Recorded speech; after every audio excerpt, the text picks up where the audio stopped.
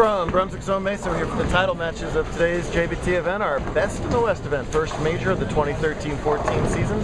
Starr-Moncayo Starr taking on Shauna Schultz for the title. Lefty versus righty, Arizona versus California, and 10 in the pit for Jared there. That's a 5th frame strike working off of a spare in the 4th. He's also getting handicapped in this match, 13 pins out. Shauna's got to win by 13 to tie and 14 to win.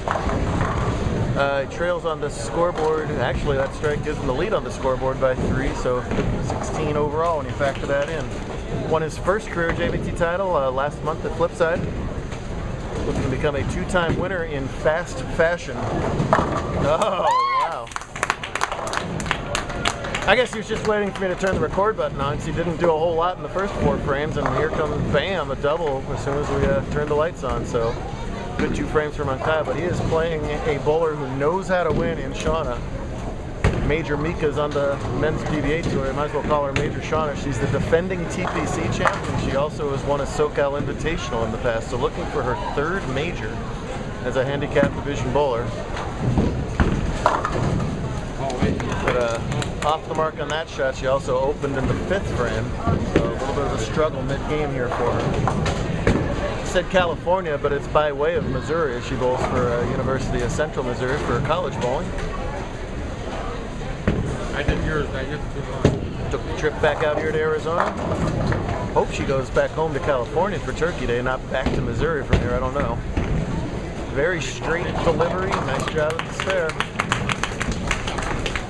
So Best in the West is unlike any other tournament you've probably seen. Instead of basing your results on pinfall, you base it on points that you earn via matches. We bowled matches starting at 10 a.m. yesterday, and here we are at 4 o'clock today, still bowling matches. Shauna qualified 2nd overall with 57 points earned through 8 rounds of competition. Jared, meanwhile, qualified 4th spot with 55 pins. He's survived through a couple more match play rounds to get to play Shauna here for the win. Oh man, real nice shot. Just a solid 10 for her. No strikes yet through 7 frames. That wasn't very unusual today because we bowled on brutality. Badger yesterday, that's the 52-foot long pattern. That was tough enough, and today we threw bear at him, which is basically U.S. Open. It's 40 feet and it's dead flat, 1-to-1. So we're going to make you earn these major titles this season.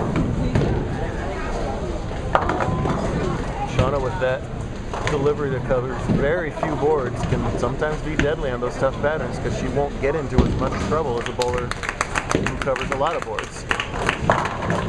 Whatever board she hits, that's essentially what it's going to stay on. And probably has a lot to do with why she's won some majors. Grinds out those marks, wins a lot of titles. Jared had such a miserable debut with us on tour that he was just about ready to bail out on us. And we always tell these kids, don't panic, don't panic, don't panic. This is not league bowling. Lane conditions you've never seen before. Your average will not be your house average, and it's still, no matter how much we say that, can be a challenge at the start. But look at the dividends that pay off once you do get your feet wet with us. Because he's now got a 3-bagger working and has opened up a decent lead. Up quickly here in the 8th, looking for 4 in a row. That's going to hit the pocket. Oh yeah! Good heavens! Well, if I had turned on this camera earlier, Jared clearly would have had front 8 because he can't do anything but strike ever since I hit record. He said he was nervous before the first match. He said he was thrilled just to make the finals. He's about to get a much bigger thrill than that here if he can finish off Schultz. Shauna, something to say about it. Finally gets her first strike of the title match here in the 8th.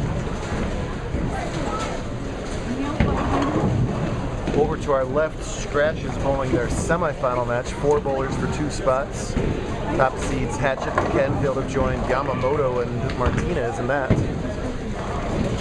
semifinal match. They're early on in that one, because they had to bowl a tiebreaker game to make the top 6, which Yamamoto won over Danny Varholt. So Aaron's going to have to go the extra round. Catch up here. Shauna would love to have this strike to make it close to the 9th. Oh man. All right. So the advantage to the straight ball is that you're not going to give away the pocket so often like the hook ball bowlers do on a shot this hard. The disadvantage is that you have a very minimal entry angle. So you have to be so dead flush to carry that that's sort of the trade-off. You're always trading off power and accuracy. That ball was awful darn good. And so was the previous one of that. She left a solid 10 before and a weak 8 pin there. They just a crucial mistake on the spares. She missed a 9 spare in the 5th, and that missed 9 spare in the 9th is just about going to seal her fate here, I'm afraid. Jared so far outwardly seems to be remaining calm, and he's got to be on fire on the inside. He's on fire on the lanes right now. Whoop! Didn't know Aaron was about to run that out. Speaking of calm, here's not the picture of calm. That's Mama. She's not there. There you go. Nice try. Nice try looking happy. Look at there we go.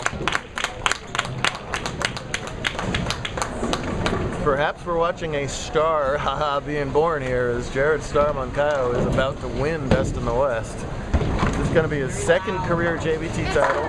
Sorry. Obviously his first career major title. Don't be sorry about cheering. $400 extra into his scholarship account. All kinds of Bowler of the Year points. It's worth double points too. So add on 200 plus points.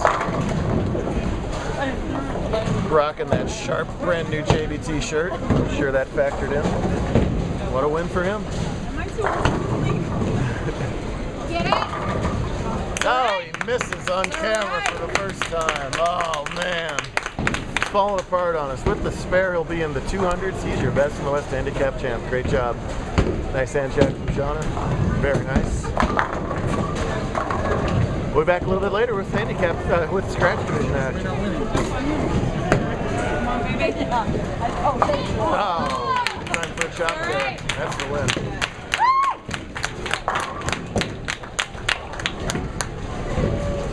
Oh, look out.